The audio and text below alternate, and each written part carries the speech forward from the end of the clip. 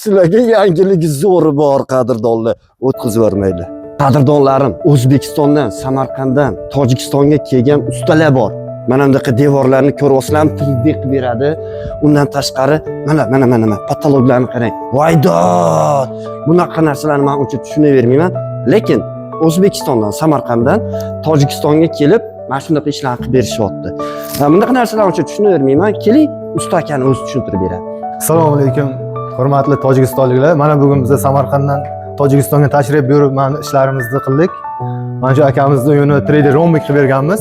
3D rombik, 3D palasi. Mana bu yerga отдельно rombik tashlaganmiz. Bu yerga 3D palasi, tepalar Versace. Buni nima deydi? Buni nima deydi? Bu 3D deydi. Bo'rtib turadi devordan, lekin fix narsa. Bunisi rombik. Arka rombik. Bu ikki qavatli 3D deyiladi. Shunaqa ishlar qilasizlar? Ha, albatta.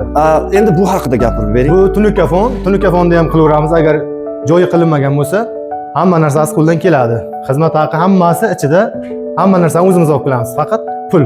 Qadrdonlar, короче, bundan ko'p ma'lumotimiz YouTube kanalimizda, Instagramga sig'dira olmayapmiz. YouTube kanalimga o'tasizlar, narxlarni ham hammasini bo'lib podrobno tushuntirib beramiz.